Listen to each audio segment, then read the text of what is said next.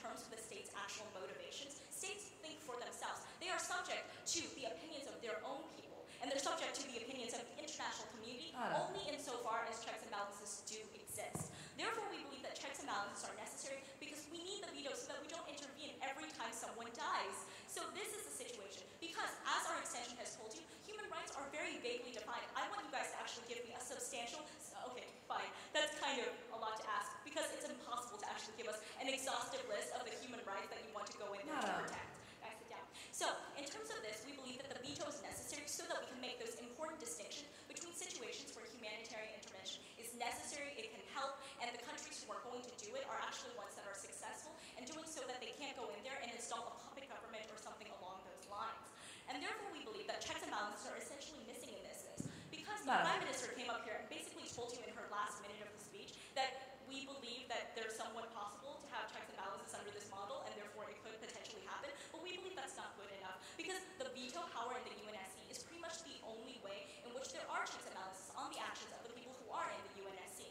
We believe that a better way to approach it is precisely what's happening in the status quo, where people are forced to make these distinctions, are forced to listen to the General Assembly, the general consensus that exists in the international community, so that in cases where, like in Libya, there's actually substantial support on the ground, where there's a chance of success, where the states that want to go in there can do a lot of help in a very small amount of time, the General Assembly decides that, look, this is a good idea, we can all go in now. Okay. Now let's talk about my third flash, about how we want and we care about the long-term development of the state that we're actually talking about. Because you guys are making a very fluffy case about how human rights are good, and we care about those too. We don't want people to die ever, but guess what? We also don't want them to be put in a cycle of installing systems that eventually have the same problems and that they do now. Let's take one from opening. Go ahead. Yeah, look, we never said we're going to abolish war crimes. Those check and balances still exist. So please tell us how our policy is going to bring this extra and incremental harm. Certainly, sir. So look, if we're actually basing the idea of humanitarian intervention on the crimes that currently exist in international law, we believe that this idea is so vague that it's literally impossible for you guys or for any state to tell us which exact situations are big enough or severe enough or serious enough for us to go in. And what happens is these states can manipulate that according to their own political interests because they no longer have an obligation to justify their own actions to anyone anymore because you took away the only check and balance that actually existed in this situation. Okay.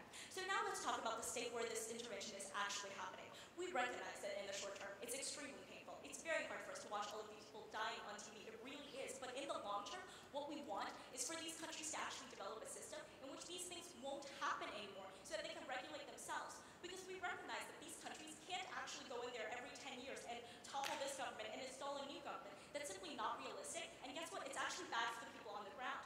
Now, why will this actually be the case in the model that they're installing for you and not in one that happens in the status quo and through organic development? It's because in this model, you don't have to make a distinction between the states where intervention is actually going to help them and where you're not going to help them. Now, in the situations where you're not going to help them, where there are no institutions on the ground, there's no middle class, there's no institutions, there's nothing that's actually going to develop a sustainable democracy or any kind of government that you guys think are the best. Honestly, we believe that what's going to happen is the power vacuum that I previously talked about in the Syrian debate.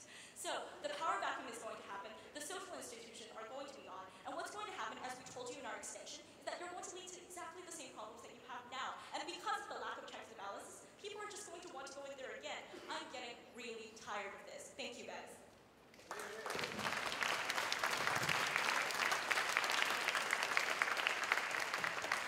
We thank all the debaters. Cross floor, shake hands.